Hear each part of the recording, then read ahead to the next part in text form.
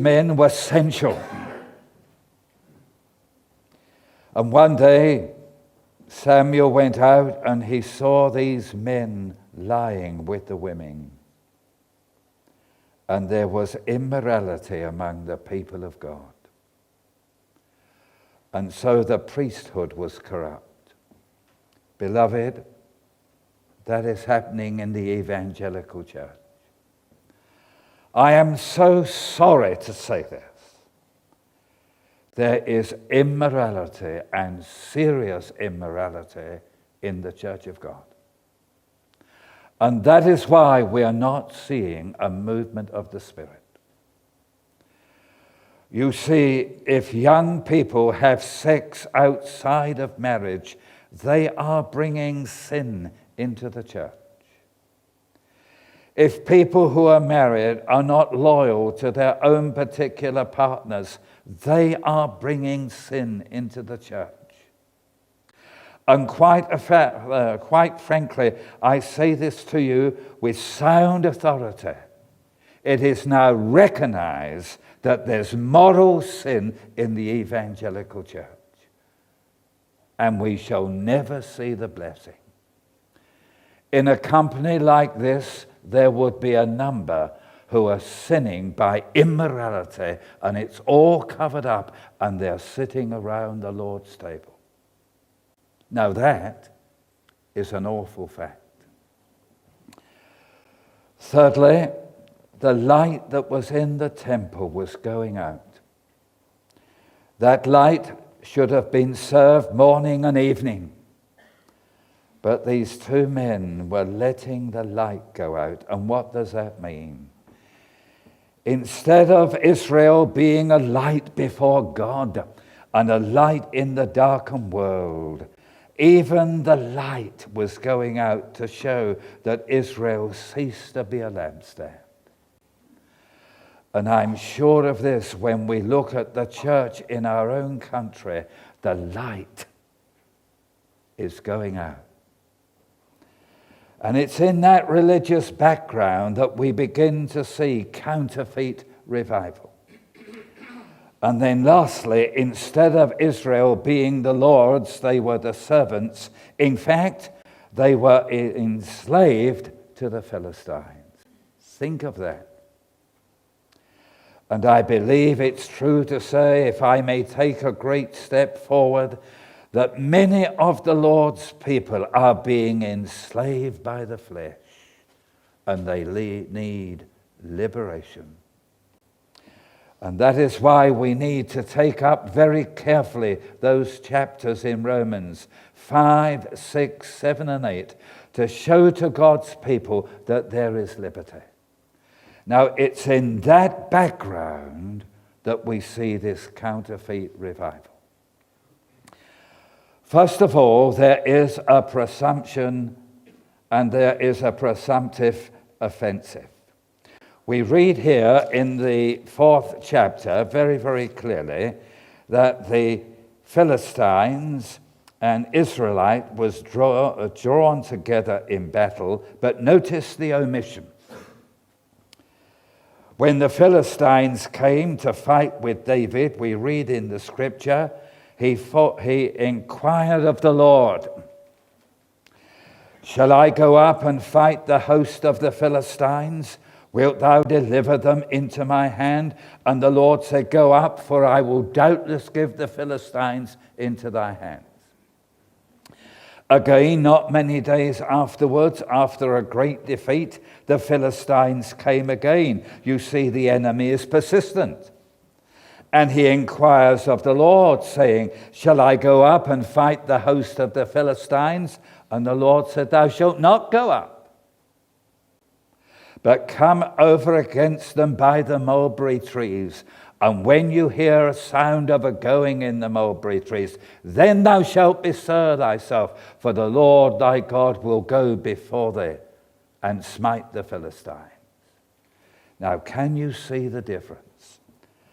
With David, immediately he faced the force of the Philistines. And always remember, the Philistines were in the land, and they were the most formidable enemy.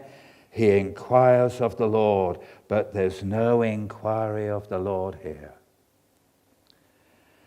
Beloved, when there is revival, there is among the people of God prevailing prayer. And where that prevailing prayer is missing, there is no revival. As simple as that. And here we see no prevailing prayer. They're joined in battle. And quite frankly, the Philistines were greater fighters than the children of Israel. And when they're joined in battle, strength against strength, they are totally defeated, and there are 4,000 men dead.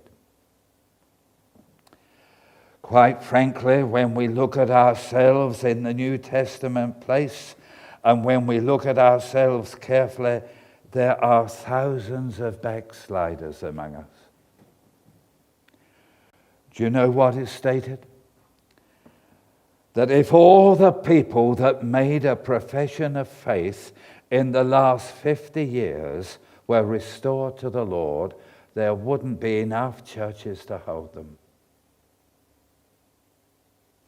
And this shows there are scores of slain people. Don't misunderstand me. If a man has been truly born again, he will never go to hell. Never. But he can be rendered spiritually dead, useless. And there are many, many backsliders. We have to confess it. Then I want you to note that there is not only obvious defeat because of sin in the camp, and not only obvious defeat because there are 4,000 men slain, I want you to note the wrong diagnosis. First of all, the elders come together and they declare, "Why has the Lord smitten us?" before the enemy. And that observation was right. They realized that in this battle it was a sign of the disapproval of God. Now, may I say this quickly, because my time is going. When we see many people backsliding, when we see our numbers dwindling, it's not a sign that we're in the last days. I know we are in the last days, but it's a sign of the disapproval of the Lord. And we must face it. But then with their diagnosis, they were totally wrong. And this is what they were saying. Let's get all the externals right.